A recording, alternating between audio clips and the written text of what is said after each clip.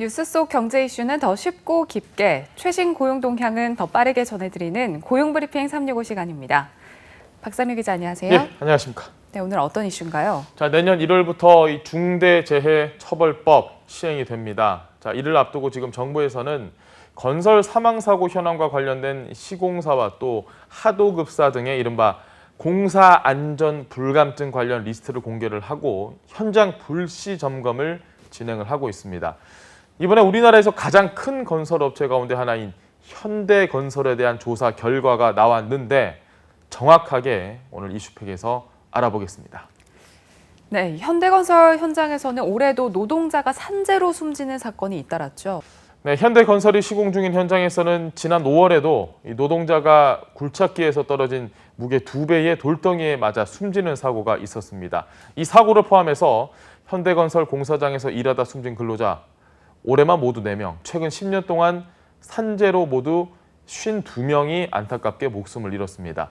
자, 그래서 이번에 고용노동부가 6월부터 특별 현장 감독에 나서 안전의 전반적인 문제에 대해서 살펴봤는데요. 자, 무려 300건이 넘는 산업안전법 위반 사례가 확인됐습니다. 네, 이 중대재해법 시행 이제 반년 앞으로 다가왔는데 현대건설의 안전관리 체계는 여전히 부실했던 부분이 더 많았던 것 같습니다. 구체적으로 어떤 문제점들이 나왔나요? 계속해서 저희가 지적한 현장에 안전관리자가 있느냐? 역시 안전관리자를 두지 않은 현장이 공통적으로 지금 계속 발견이 되고 있고요.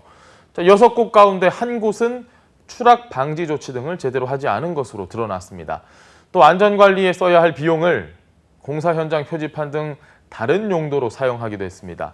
자, 그리고 안전보건 제한 제도를 두고도 협력업체 직원은 참여를 하지 못하게 해서 현장과 소통하지 못했다는 점도 지적을 받았는데요.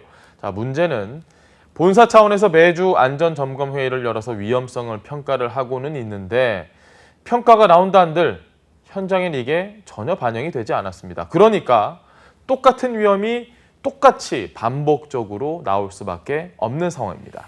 네, 과정이나 절차를 보면 얼핏 보면은 이행한 것처럼 보이는데 사실은 속빈 강정이었던 셈인데요. 그렇죠. 본사 차원에서 안전에 대한 관심이 적어 보인다 이런 평가가 나올 수밖에 없을 것 같은데요.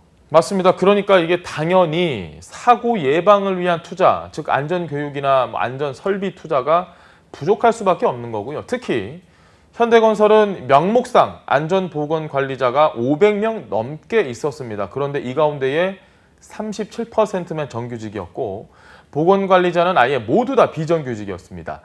직무수행평가도 없이 다른 사업본부에 있다가 안전직군으로 옮겨오는 이 전환 배치도 빈번해서 책임 있게 일할 수 있는 환경이 아니다라는 지적도 여러 번 받고 있습니다. 네, 그렇다면 지금 이 현재 안전관리 수준으로 봤을 때 내년부터 시행되는 중대재해법 처벌을 피하기 어려운 거 아닌가요? 고용부 역시 이번 점검에는 현재 입법 예고 중인 중대재해법의 기준을 적용을 했습니다. 위반 사항 301건 가운데 25건은 사법 조치를 하고 274건에 대해서는 5억 6천여만 원의 과태료를 부과하고 시정 조치했습니다. 고용부는 서류 중심의 안전보건관리 체계 구축으로는 이 중대재해법을 피하기 어렵다라고 밝혔는데요. 자, 앞으로는 사업주와 경영 책임자가 노동자 안전을 경영의 최우선에 두고 협력업체 안전관리 수준을 높일 수 있는 조치에 중점을 둬야 한다고 강조했습니다. 네, 근데 저는 조금 우려스러운 게 현대건설 같은 대형 건설사가 이 정도면 다른 건설 현장은 어떨지도 걱정이 되네요. 정확한 우려 지적입니다. 이게 지난달 29일 같은 경우 경남 김해의 한 공사 현장에서도 노동자가 떨어져서 숨졌습니다. 자, 이 사고 직전에 또 경북 의성에서 건물이 무너져서 노동자가 목숨을 잃는 안타까운 일이 있었습니다. 자, 이렇게 올해 1분기에만 건설 현장에서 사고로 숨진 노동자가 무려 117명에 이릅니다. 건설 현장 곳곳에서는 위험 요소가 많은데 특히나 산재 통계를 통해서 좀 들여다보면요. 추락 사고가 절반이 넘습니다. 선진국이라고 할 수 있을지 정말 의문이 드는 정도입니다. 그 다음으로는 떨어지는 물체에 맞는 사고 있고요. 추락 방지 조치 등을 통해서 이런 건 얼마든지 사전에 막을 수 있는 아주 간단하지만 안타까운 사고인 셈입니다. 네, 그렇다면 내년부터 이 중대재해법이 시행이 되면 이런 건설 현장의 산재 사고가 좀 줄어들까요? 이 중대재해처벌법의 취지가 뭐냐? 이 노동자의 안전을 최우선으로 하기 위해서 사업주의 책임을 강하게 묻겠다는 겁니다. 다 중대재해법이 시행이 되면 사업주나 안전 책임자가 직접 형사처벌을 받을 수 있습니다. 인명피해 발생 시에 경영 책임자 등이 7년 이하의 징역형까지 받을 수 있는데요. 자, 여기에 기업이 손해액의 최대 5배까지도 배상 책임을 져야 합니다. 사고가 났을 때 치러야 할 비용이 안전조치의 비용보다는 훨씬 커지는 셈이니까 그나마 사고가 어느 정도 줄지 않겠느냐라는 전망도 나오긴 하지만 여전히 지금 경영계와 노동계의 갈등 요소는 곳곳에 남아 있습니다. 네, 경영자 측에서는 처벌만을 강조한 법이다 이렇게 지적을 하고 있고 노동계에서는 현실성이 떨어진다고 반발하고 있죠.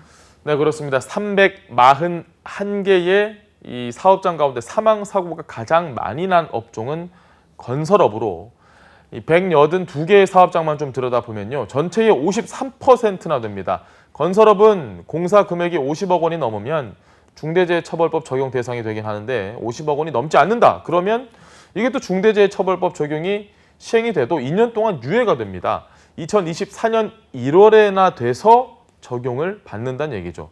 182개 사업장 중에 공사 금액이 50억 원 이상으로 사업주 처벌이 가능한 곳은 63개입니다. 34%밖에 안 되죠. 한 3분의 1 정도밖에 안 됩니다. 50억 원 미만의 사업장은 그러면 나머지 119개였는데 처벌 유예 대상이 64개, 근로자 수 5인 미만으로 아예 처벌에서 제외되는 사업장 55개였습니다. 네, 뭐 정부의 건설 현장에 대한 감독도 꾸준히 필요해 보이고요. 그리고 앞으로도 법적 보완도 필요해 보이는데 어떤 조치가 이루어지나요? 네, 앞서 제가 말씀드렸던 것처럼 중대재해법 시행을 앞두고 지금 고용노동부가 매달 일제 점검에 나서고 있습니다. 하지만 정부의 대응 움직임이 현장에 분명한 메시지를 주기에는 역부족이 아니냐라는 지적도 나오고 있습니다. 매해 현장 점검에도 사고는 끊이지 않았기 때문인데요. 전문가들은 무엇보다 중요한 건 이 기업들의 인식 개선이라고 입을 모으고 있습니다. 기업들도 이제 안전을 지켜내지 못하면 이게 경영에 심각한 악영향을 줄 수 있구나. 단순히 그걸 비용으로만 생각하는 게 아니라요. 이렇게 좀 생각을 바꾸고 그런 점을 인식하고 안전체계를 정비하는 그런 구체적인 대안 마련이 절실한 시점입니다. 네, 오늘의 한컷 이슈는 어떤 소식 준비하셨나요? 네, 안전과 지금 계속해서 이 안전에 대한 이야기를 하고 있을까요? 이와 관련한 이슈를 준비를 했습니다. 앞으로는 스쿨존에서 과속을 했다가 적발된 운전자 자동차 보험료가 올라간다는 사실 아마 잘 모르셨을 겁니다. 어린이 보호구역은 그 지자체마다 조금씩 다르긴 하지만 보통 시속 30km 이하로 주행을 해야 하죠. 이 제한 속도를 20km를 초과해서 과속을 했다. 그렇게 해서 한 번 위반을 했을 때는 보험료가 5% 오르고요. 2번 이상 위반을 하면 보험료가 10% 오릅니다. 오는 9월에 개시되는 보험부터 적용이 되고 노인, 장애인 보호구역에도 같은 규정이 적용이 된다고 하네요. 네, 산재, 사망사고, 악순환의 고리를 언제쯤 끊어낼 수 있을까요? 그동안 숱하게 일어난 희생을 더 이상 겪지 않는 안전한 내일을 기대해 봅니다. 오늘도 박상료 기자 함께했습니다. 고맙습니다. 네, 고맙습니다. 지금까지 고용브리핑 365였습니다.